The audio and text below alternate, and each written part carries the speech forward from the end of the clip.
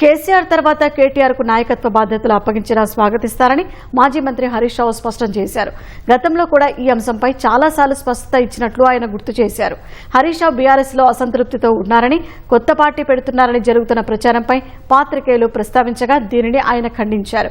కార్యకర్తగా కేసీఆర్ పార్టీ ఆదేశాలను పూర్తిగా పాటిస్తారని తేల్చెప్పారు.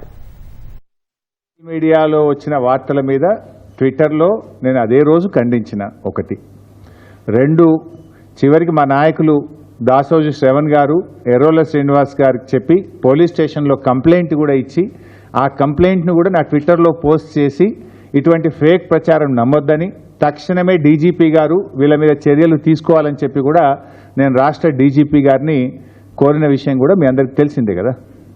ఏం రగ్గారు ఆ పంచాయతీ లేదు మా పార్టీలో. నేను చాలాసార్లు కూడా చెప్పాను, మీరందరూ కూడా చూసింటారు. ఒక్కసారి కాదు, కొన్ని వందల సార్లు చెప్పి ఉంటాను. ఇవాళ కేసీఆర్ గారు మా పార్టీ అధ్యక్షుడు.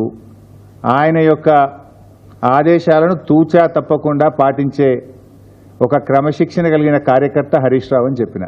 ఇది బహుశా వందల సభల్లో చెప్పినా, టీవీ డిస్కషన్స్లో చెప్పినా, ప్రెస్ మీట్లలో చెప్పినా, చిట్చాట్లో చెప్పినా, అనేక సందర్భాల్లో కూడా చెప్పిన.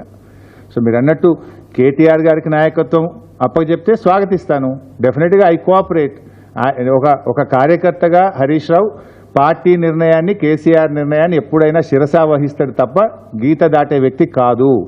ఇది నా 25 ఏళ్ల రాజకీయ ప్రస్థానం చూపిస్తుంది. 25 ఏళ్ల నుంచి నేను బీఆర్ఎస్ పార్టీలో ఉన్నాను. పార్టీ జెండా పుట్టుక నుంచి ఈ రోజు వరకు కేసీఆర్ గారి అడుగుజాడల్లో వారి సూచనలకు అనుగుణంగా పనిచేసేటువంటి ఒక కార్యకర్తగా హరీష్ రావు పనిచేసిండు, రేపు కూడా చేస్తాడు.